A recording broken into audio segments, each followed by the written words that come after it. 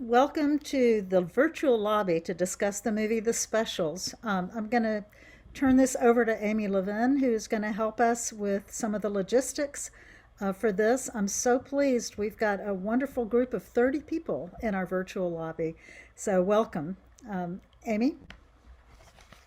Thank you. And for those of you who didn't know who was speaking, that was Maria Saporta, who is our moderator for this conversation. And we are so thrilled to have her here.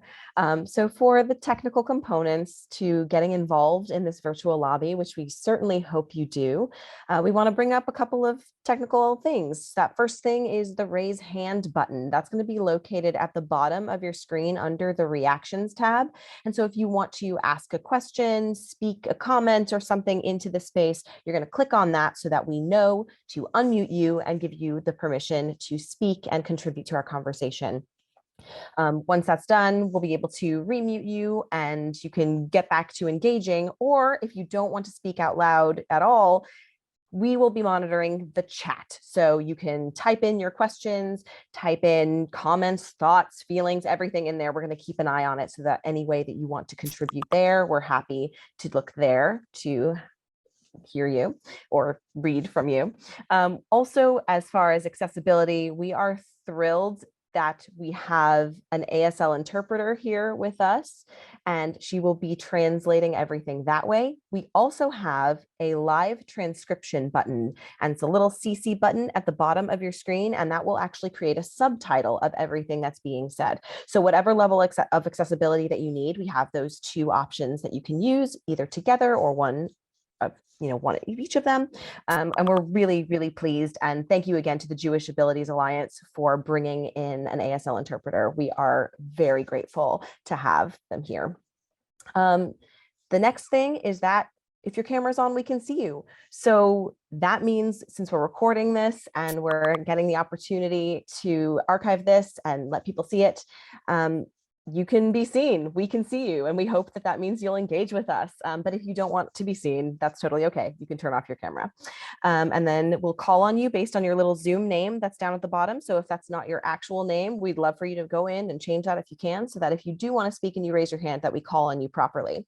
Now, for some less technical things, the first order of business is that we are going to be having this conversation based off the idea that you have seen this film in its completion. So if you haven't seen it yet, I'm sorry, be warned, there may be spoilers. And then the last thing is that AJFF is a safe harbor for candid community conversation. We want everyone to be heard and everyone's voices and opinions to be spoken out, but we also want to be sure that everyone is doing so in a respectful manner, which I'm sure everyone will, because everyone who is involved with the AJFF and everyone who's joined us in the audience is wonderful and brilliant and amazing. All right, that's my big long list of things. I'm going to turn that right back over to Maria and we can get this conversation started. Yes, and I'll try to introduce myself properly here. I'm Maria Saporta. I'm a longtime Atlanta journalist. I have my own website, saportareport.com, with a lot of great writers covering the Metro Atlanta area. And I'm also a co-founder of a new journalistic website called Atlanta Civic Circle that I co-founded with Bill Bowling of the Atlanta Community Food Bank legend of that. So, and then I would love to introduce the other two panelists that we have. And I'm going to start with Annie Garrett. Maybe you can wave, Annie.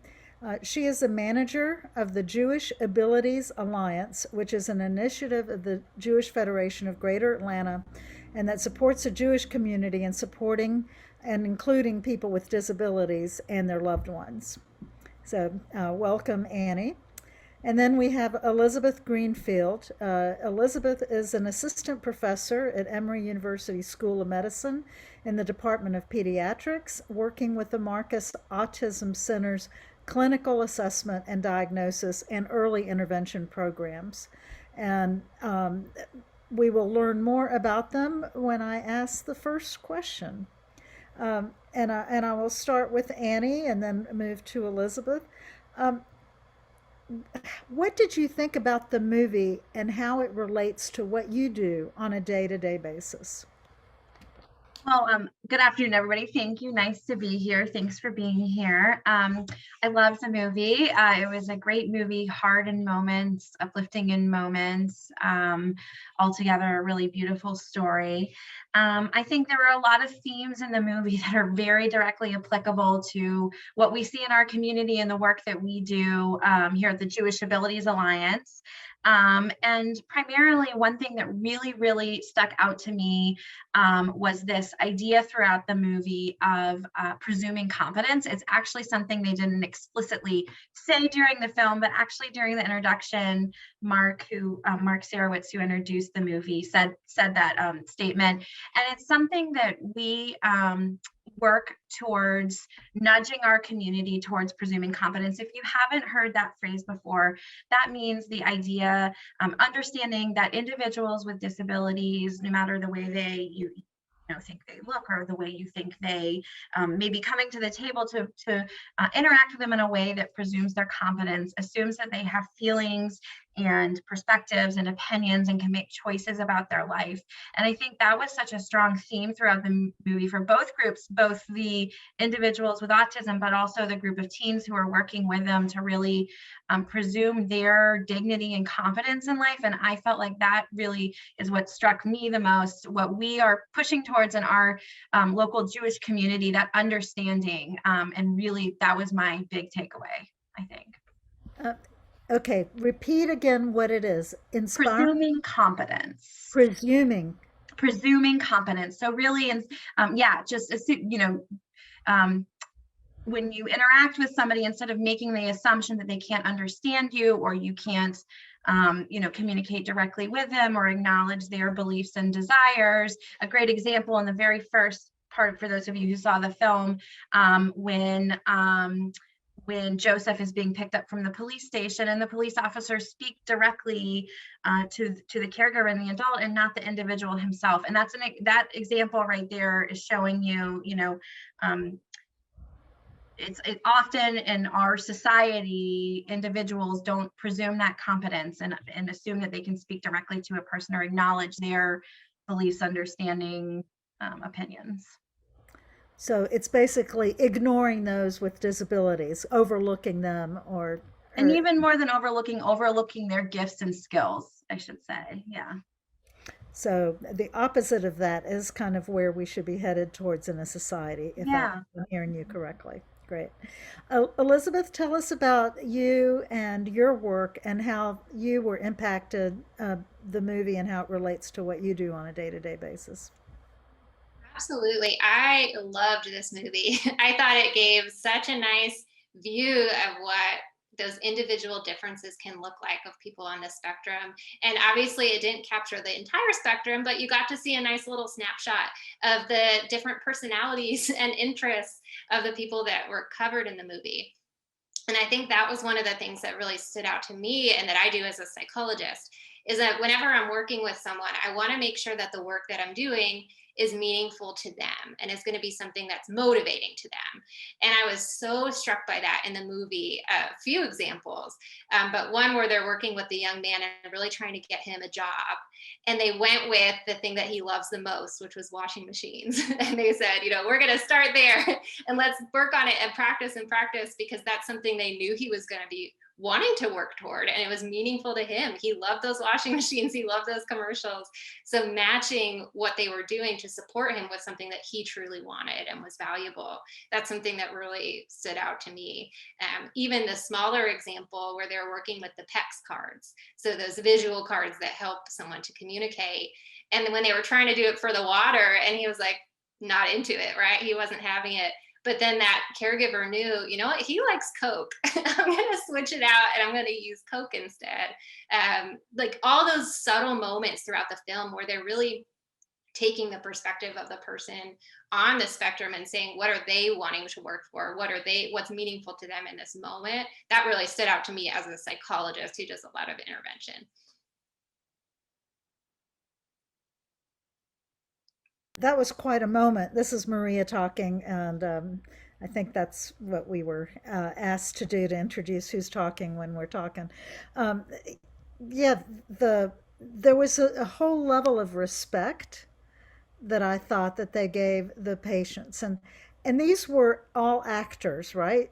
Even though this is based on a true story, my understanding is this was a dramatized version of real events. And yet the acting was just fabulous, I thought, and how they portrayed the people, and on all sides, both the the the kids who had autism as well as the people who were being trained to take care of them.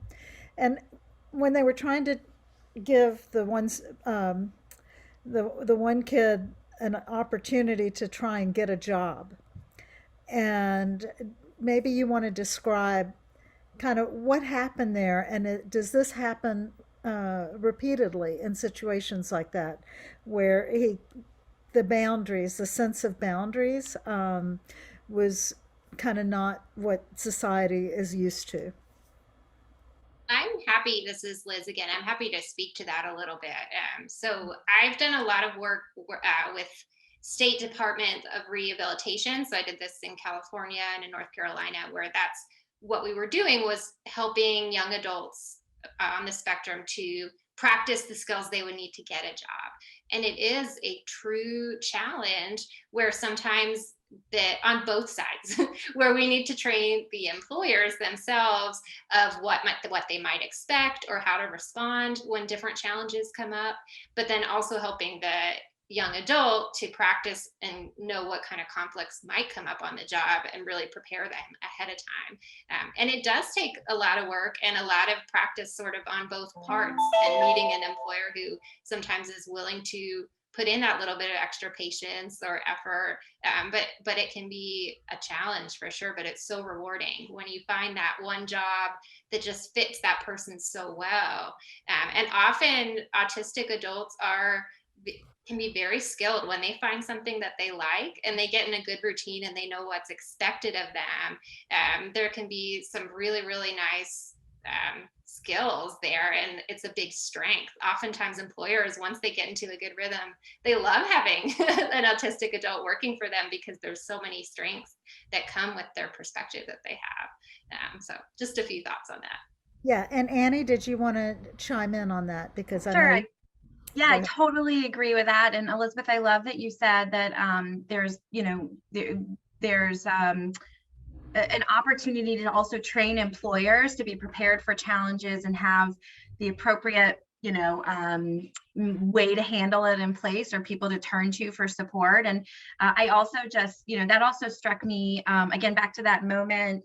For those who watch the film, Joseph has several encounters with police officers because he likes to pull fire alarms. And again, something that for those of us who've worked with this population, not something unheard of before. We've heard of that before, and I think that there's also a lot of important opportunities even for training police officers or security in our buildings throughout our community to be understanding, recognize when something may be just recognize when they may need to pull in some extra support or turn to somebody for a little bit more help, or seek some extra training on how to handle situations as they arise. And I just want to add on to that. I think my favorite moment in the film was when Joseph finally successfully rode the train and didn't pull the fire alarm, and then they all cheered for him, and then he turned off and ran around and pulled it.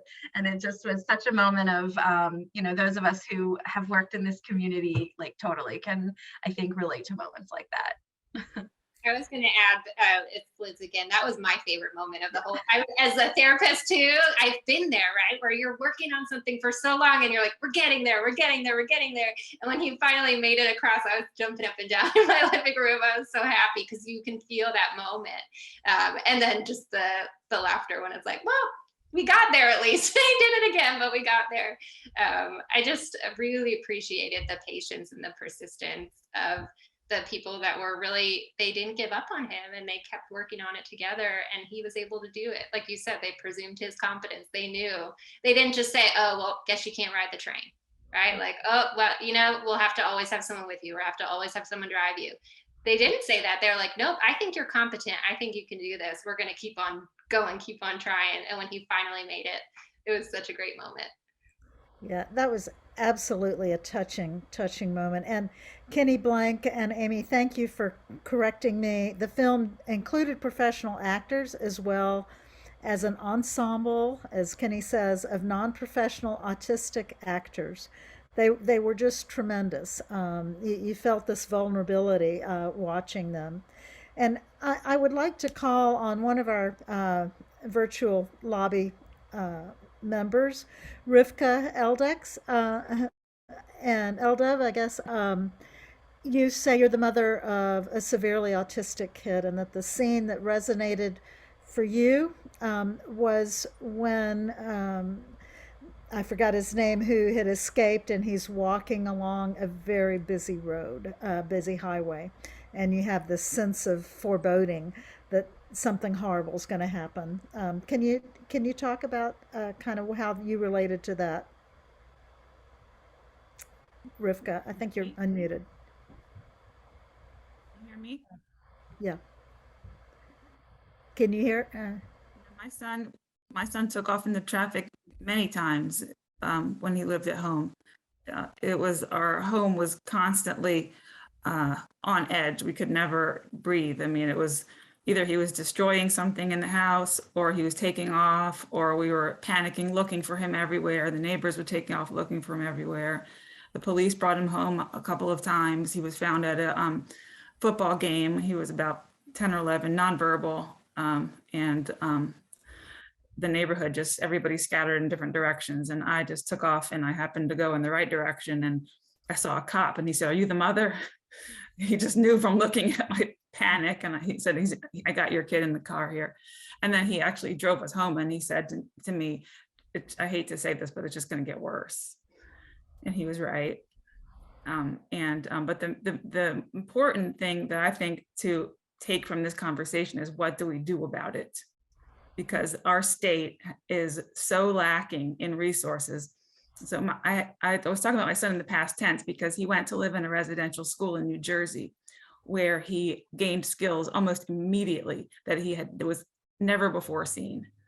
And ironically, living in a residential school in another state, he was able to access his community in ways that he never could here, because we were so isolated. We couldn't take him anywhere, but he was in a place where from the minute he wakes in the morning until the minute he goes to bed at night is a completely integrated setting. The school and the residents work together.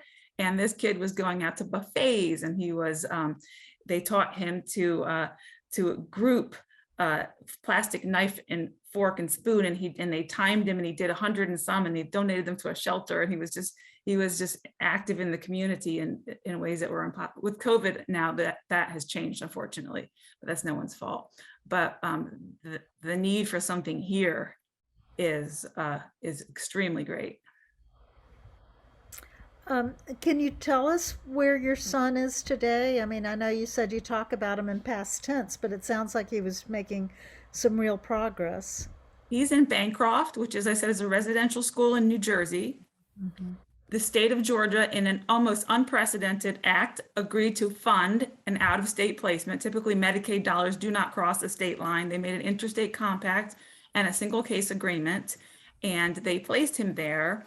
However, once they placed him there and the first authorization period expired, they started having buyer's remorse. It's very expensive, and they want to bring him back. So for the past almost 5 years, there has been continual harassment where Medicaid sends me a letter, "We're going to discontinue payments on this date." And then Bancroft calls me in a panic.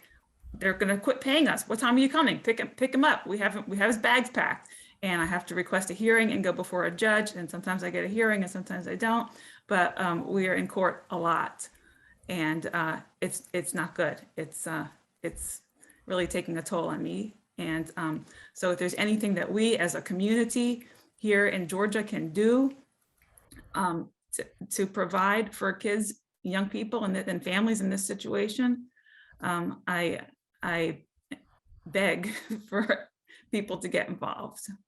So let me ask Elizabeth and Annie, what are we lacking here in Georgia? Because I hear just wonderful things about the Marcus Autism Institute, and really a lot of work being done for early diagnosis.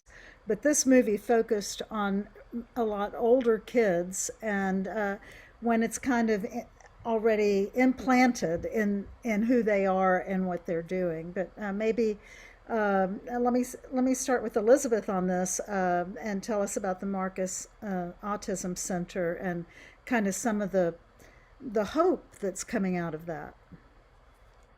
Yeah, and I'll be totally honest, it's a very tricky issue, right? Because Marcus Autism Center is part of Children's Healthcare of Atlanta. And so who we typically serve are children, so under the age of, say, 20. And that can be tough because there's such a huge need for young adults and to get some support once kids aren't so young anymore. And so I want to acknowledge that can be really difficult.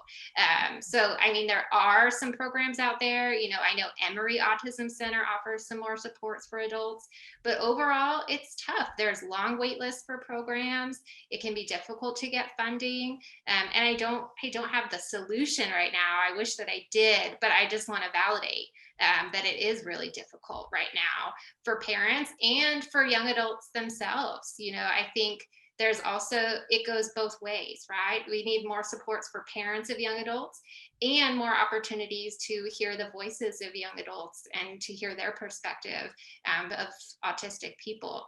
I think that can often be a challenge as well, is giving that space and making sure that we're not always talking about people with autism, but that we also have autistic people kind of part of the conversation and hearing their voices too. So I just wanted to validate that as well. I saw someone mention that in the chat, and I think it is really, really important.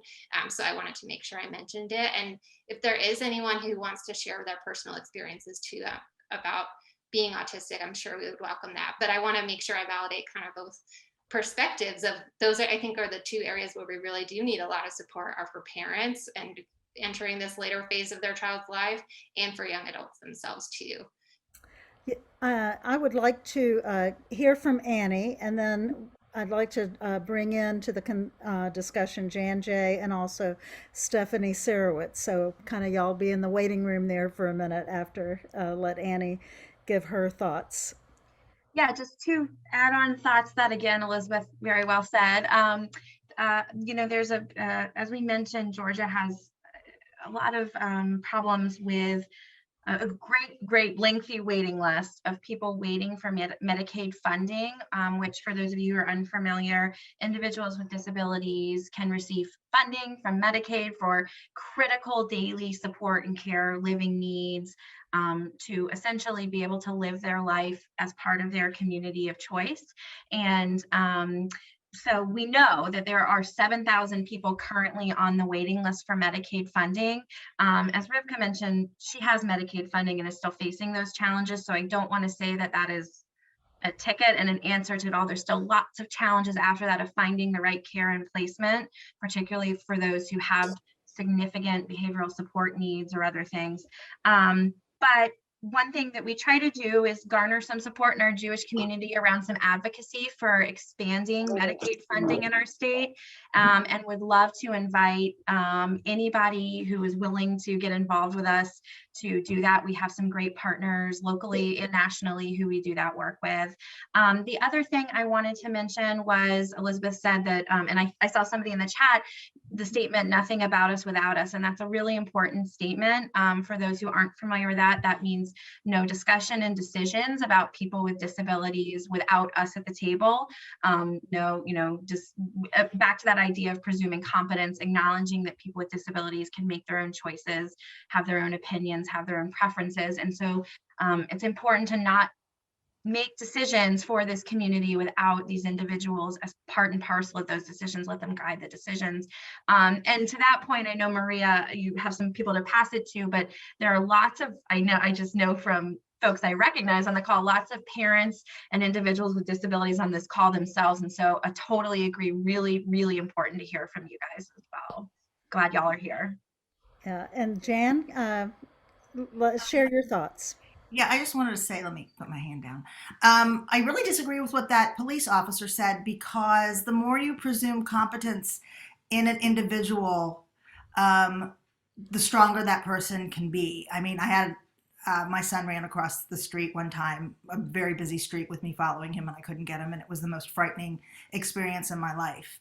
But I think as we have started to, this was several years ago, but when you presume competence and you treat this individual not as a child, but as on grade level, you speak to them as if they're, they'll step up. And that doesn't mean that all your problems go away, because they certainly don't. But things don't necessarily get worse as time goes by. And I think by respecting people with disabilities and treating them, giving them the dignity they deserve, can go very far. I just wanted to say that. Thank you. Thank you, Jan. And Stephanie, you have a real personal story here to share about this movie. Please do. Well, thanks to Jan, who asked us to have Mark introduce the movie and watch the movie and give his thoughts without spoilers, which he had some, but we took those out. He, in the past 5 years, has learned how to communicate on a letterboard, and it's a completely different type of language because they spell out their words, and it takes a lot of training, and he's now able to do that with quite a few people. And you'll see me on the movie for those that haven't seen it, and you can see it on the promo. But people now presume competence in him, and we're using that word a lot because it's a big, big, important 2 words. And without the letterboard, he's not able to have full language. His language is not reliable. He can't make choices. He can't have social conversations. He can say, "I want water." His speech is it's not clear. I can tell you, you've mentioned the one actor who had some language in the movie, and there was quite a bit of his language that was not reliable, and it was repetitive and what we call loopy. The fact that he would talk about hitting his mother when he didn't hit his mother. It was just a phrase that he kept saying, and thank God that's not one of Mark's phrases that he says. So when he talked like that in the movie, it really made you feel like, hey, they're giving him a chance, they're getting him a little job. But to most people that watch the movie, they're not going to think he's a very bright individual. And chances are, if he had this opportunity to learn how to spell to communicate and use a device, he's probably brilliant. The fact that he knows so much about washing machines and he's able to do that work. And so many of the other kids in the movie that were severe, a lot of Mark's peers Mark's issues are more with language. He can sit still, he can walk, he doesn't flap his arms or have a lot of body lack of control, but a lot of his friends do, and they are really perceived as being difficult children or difficult adults. People get scared by watching them and some of their actions, but they're brilliant. And some of his friends are starting the university and taking classes. So I did welcome, I don't know if they're on it, but they were supposed to be on it. There's a school in Atlanta called The Connections, and it's my understanding they were all going to be on Zoom. So they're watching, I think.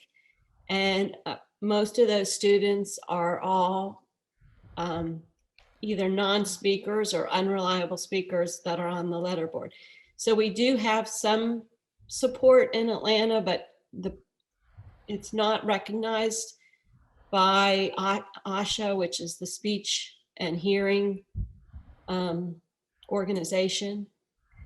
And it's a fight in the schools for those in the public schools and private schools to even get anybody to help teach their child this way. I wanted to break in. One of the underlying themes of the movie was how the normal systems of caring for autistic children had fallen apart, and these two men and their organizations really helped serve a need that was not being filled. And looking at the chat, I'm seeing that the need is not being met here. That was almost the movie portrays, I don't want to call it a fly by night program, but a program that was not part of the regulated healthcare system of France, and the struggle that they had to go through, and having to continue to do what appeared to be just fabulous work, but fighting the bureaucracy the whole way. And we heard earlier from Rivka, and she's saying she is living a nightmare with her case, trying to get support, and now is in federal court in trying to get support for her son. So I'd like to first talk to our panelists, and then bring it up to the full group. Why are we not living up to the needs that are out there, and what can we do to help really provide better care for both the kids and the families who are dealing with autism? So Elizabeth, we'll start with you. I'm sorry. I think a lot of it would come down to advocacy, advocating for funding and for programs. And I know there's lots of great efforts already underway. And so trying to look for opportunities to speak up and say, hey, we really need this, and being specific, these are the areas where we need more support. I think that's a lot of where it comes down to is funding issues. So I know even obviously adult population is a very, very important need. And even with the young kids that we see, there's such long wait lists to get into programs, because it's just the funding is not always there, or the availability of services is not always there to meet the need. Okay, Annie? Yeah, I think unfortunately funding is the answer, and we're a big piece of the puzzle. And up until even 20 years ago, 30 years ago, most individuals with disabilities, no matter their, if they were verbal, if they, what their daily living needs were, most individuals with disabilities were in institutions 30 years ago. And fortunately, much about our system has changed since then, and most are no longer in institutions. But, I think those who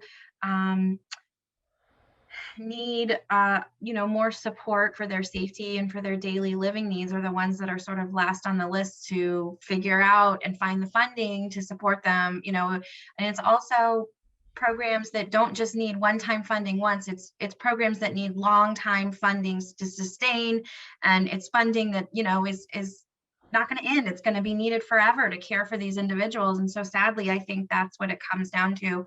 Our state and many states in our country, not just Georgia, are so behind in funding these programs that that's what it is, unfortunately. Stacy, Gear, I'd like to hear from you. You have your hand raised. Yeah, so I'm gonna get really upset. I think that a big part of the problem is that it's been left to our community to figure it out. And it's not the broader Atlanta community, because people think, if they're not directly impacted, then they don't even realize that there's an issue that we need help with.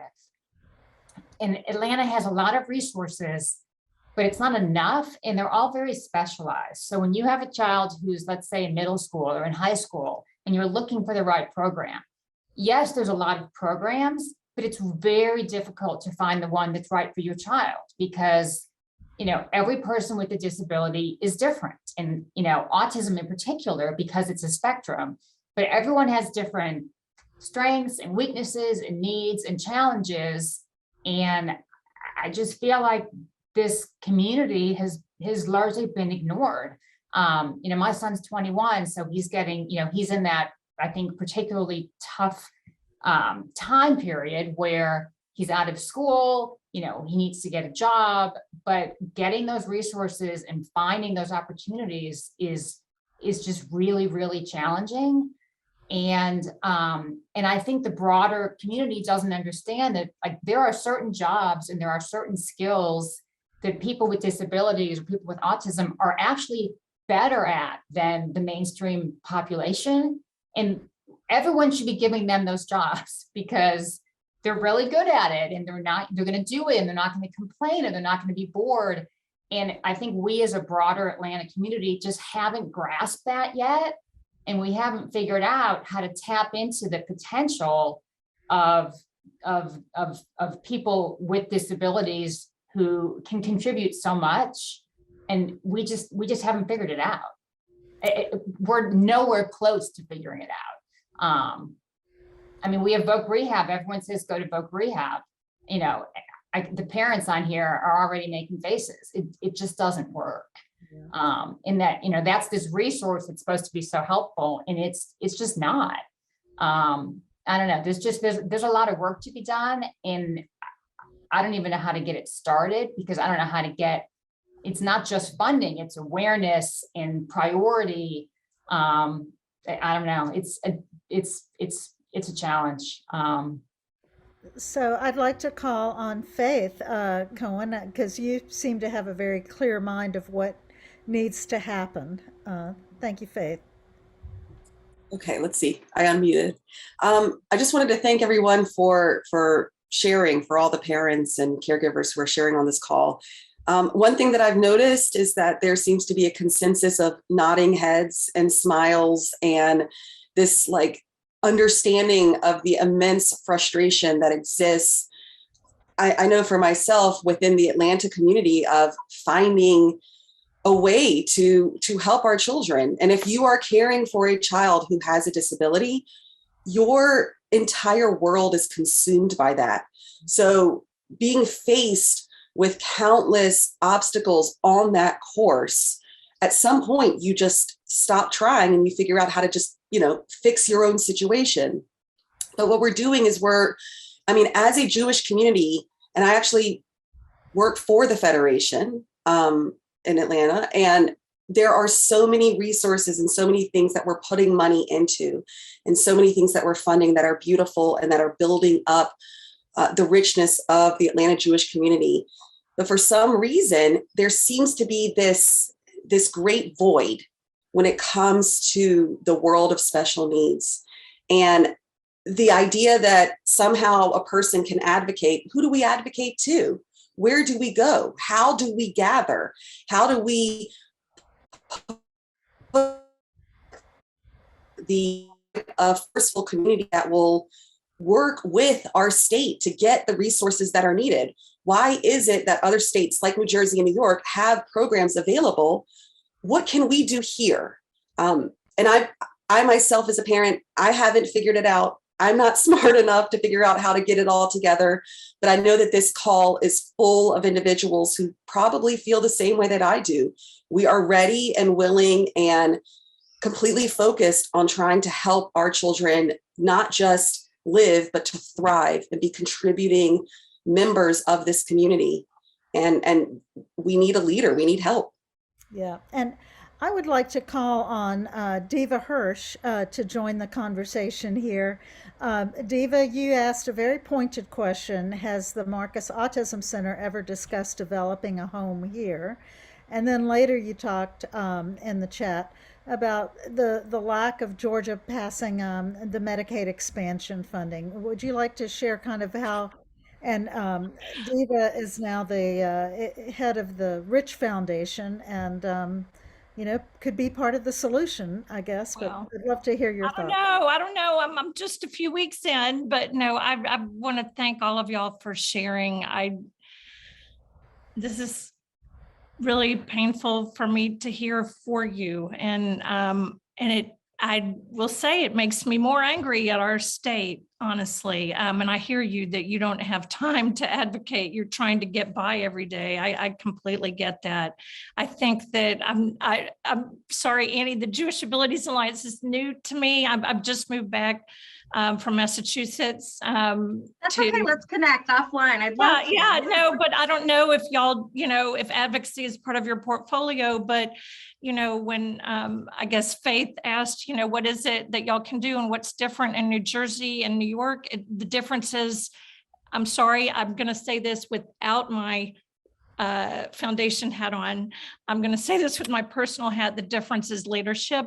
They have Democratic governors and people that will accept federal government money. It's our money. Okay, so we all need to realize that. I was on a call with Grady about a week ago, and they talked about the debt and what they need. And someone asked, what if Medicaid expansion was passed? They said we wouldn't be in any debt. We'd be able to handle whatever came through our door. So it's important to know that New Jersey or whomever can have homes like this, because then Medicaid money follows the patient, right? Follows the child or the young adult. So there is such a connection between who we elect as leaders. And I'm sorry, I'm not, I wish it didn't sound political in any way, but it's critical to elect leadership that won't deny opportunities to its own citizens. And this is critical. So I don't know if it's the Jewish Abilities Alliance or who it is, but the amount of government money that we're owed in our state, it's our money. It's our tax. If you live here and you pay taxes, it's your money that the governor has said, too bad, I'm not going to take it back, right? It'd be coming back to our state to help for programs for your children or your families. And it's just unacceptable. So anyway, that's my soapbox, but I think it's really important to understand the connection, right? In that, and somebody mentioned, specialized programs that don't fit every child. There could be new things that started up because with Medicaid, there is a constant flow of dollars, right? If it's committed to a specific population. And that's much different than private philanthropy. We can be very fickle, right? And change our minds. Or we want to fund this year and that next year, something different. And I think that the big dollars are the public dollars and they're there. But our state has just said we don't want them. And it makes no sense. So thank you, Deva. And now I'd like to hear from Michelle Simon. This is obviously such a complex issue that needs addressing on every level. And let's not forget the Marcus Autism Center was started by Bernie Marcus as a philanthropist. It wasn't coming out of the governmental sector. But Michelle, let's hear you. I don't want to steal anyone's thunder, and I think Annie is going to get a chance to explain a little bit more about what we do at the JAA. And I just want you all to know that we have engaged in a really big community-wide needs assessment. We have gotten a wonderful strategic plan. We are implementing it. We, of course, will be including our self-advocates, and we try to do as much advocacy as we can. However, the GCDD is also a wonderful place to do some advocacy. And yes, it is very hard to be a parent and an advocate, but we are not giving up. We are moving the needle forward. We are helping to partner with the agent. We are not direct service providers at the JAA, but we help to partner with and collaborate with and raise resources for others to do the same. And we are doing a very strategic, concrete, research-based approach right now. So I'm really proud of the work we're doing. If anyone wants to learn more or get involved, we're doing info sessions. We'll be happy to let you know what's happening. And nobody lose sight. We're never going to leave this world where we want to. We're just going to keep making baby steps for the next generations to come and do the best we can. So that's my 2 cents on my soapbox. Well, it's wonderful to know that there are resources trying to find ways to address the issue. A couple of observations. Everyone who's spoken today as part of our virtual lobby are women. And yet I have found a lot of the autistic kids portrayed in the movie are men, are boys, young adult men.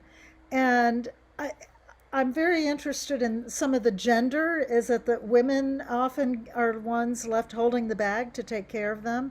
Question one. And another really wonderful part of the movie was the interfaith solution that had happened between the both main characters, and I would love to hear how y'all feel about the role of the Jewish community working with, and that was a Muslim that they were working with, and how important a role is faith on this. And I know we're kind of coming towards the end of our time, and I'd love to give Elizabeth and Annie a chance to respond to any of those. Annie, I'll start with you this time.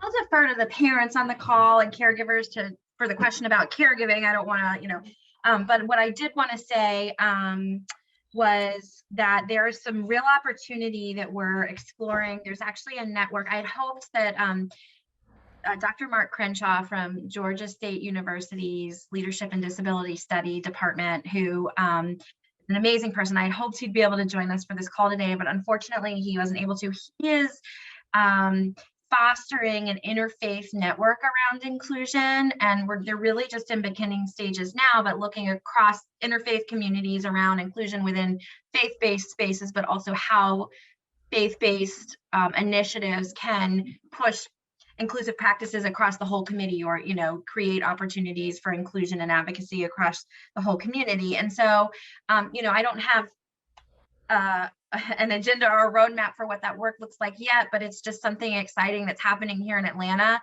I don't think there are many interfaith inclusion initiatives elsewhere in the country, maybe a few, but none that I know of. So it could be something really exciting that Atlanta picks up, and we're part of that. And, I'd love for those who are interested to keep you in the loop on that as things unfold there.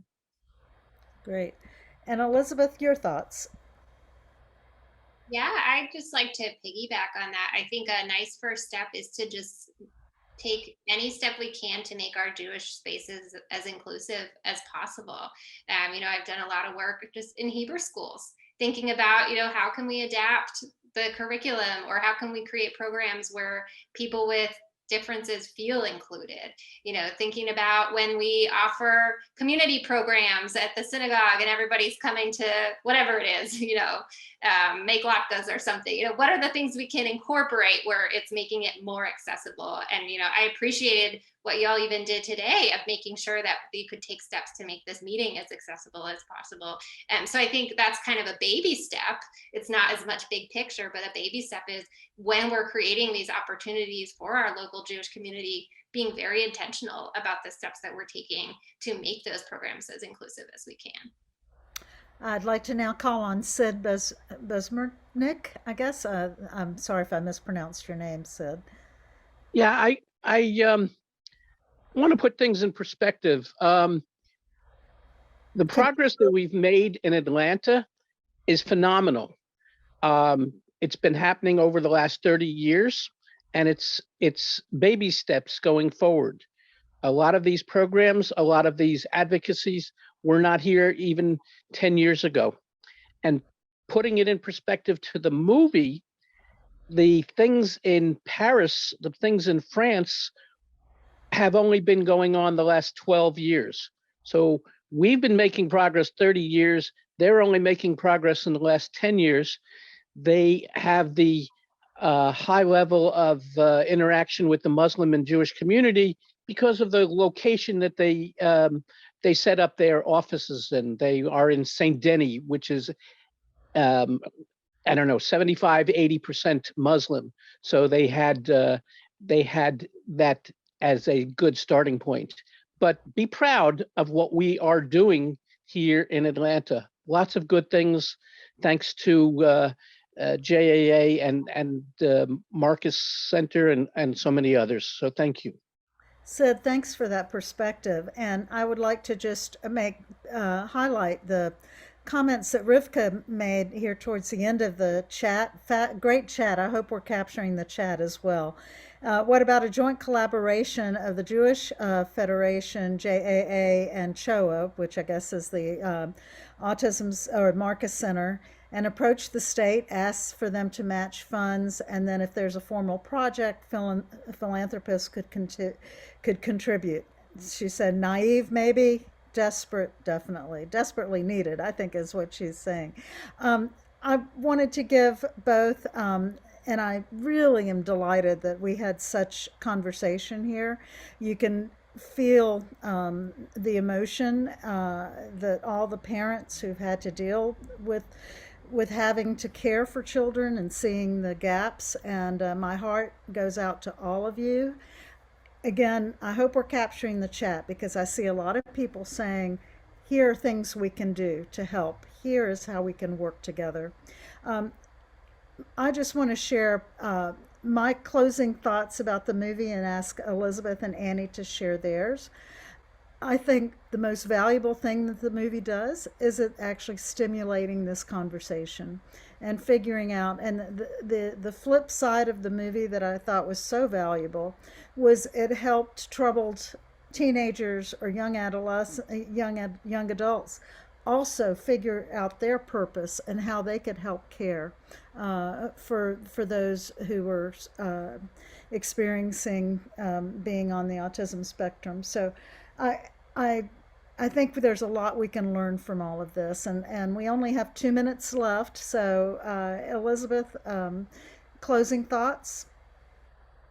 Yeah, I agree. I think the fact that this movie opened up this conversation is so important, because it's definitely, as we've all seen today, it's a big area of need where we've come a long way, like we heard, and we have a lot more to go.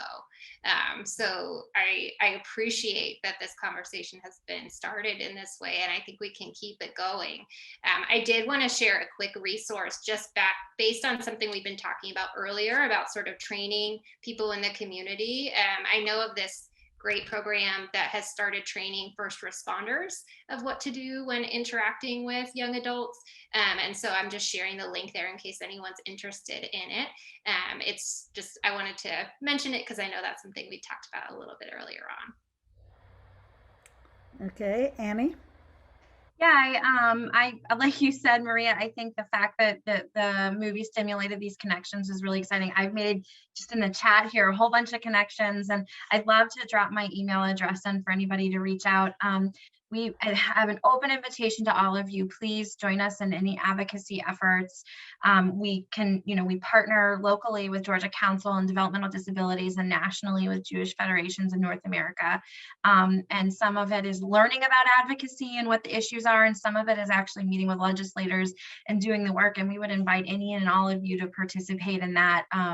As Sid mentioned, baby steps, there's been a lot of really, really dedicated people in our community who have tirelessly met with legislators over the past 30 plus years. Sid, I hope you don't mind me calling out, but he and his son being one of them, or two of them, advocating and speaking with legislators. And while that feels like a grind and it feels like it doesn't, some days it doesn't feel like it's doing a whole lot, I think, like he said, baby steps, and we would invite you all and would love for your, partnership in that. And I will be happy to share my information in the chat. And I want to leave on a hopeful note. It's the work that's being done at Emory, Choa, and the Marcus Center in terms of early diagnosis and the ability to maybe even diagnose children on the autism spectrum at the age of 6 months, and then being able to treat them there provides great hope that we're not dealing with a whole generation of kids that grow into be teenagers and then adults not having the ability to contribute like they should to society. So I do think that there's so much that is going on in this community, and I believe that our conversation today is a start. If all the people who are saying, I want to know more, I want to get involved, I want to do this, if anything comes from our conversation today, I know our state will be the better off for it. And again, my heart goes out to the parents who've had to struggle with this, and hopefully we can come up with resources to make your lives easier and to improve the lives of your children. I want to thank our panelists, Elizabeth and Annie. Thank you so much for being part of this.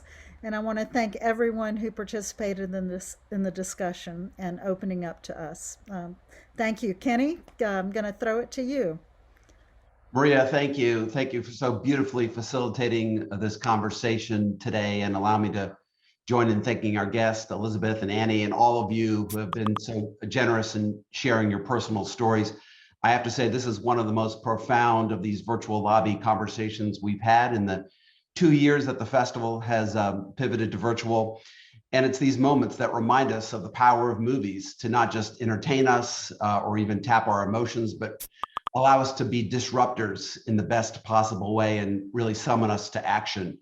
So I know we haven't solved necessarily these problems here today, but hopefully, as you said, Maria, we've served as a connector in bringing some important voices together and give focus to your collective efforts in the community to make Atlanta a better place for those with intellectual and developmental disabilities. So thank you all for being part of this conversation. And the Film Festival looks forward to continuing to be a resource for all audiences and let us know how we can help. Thank you.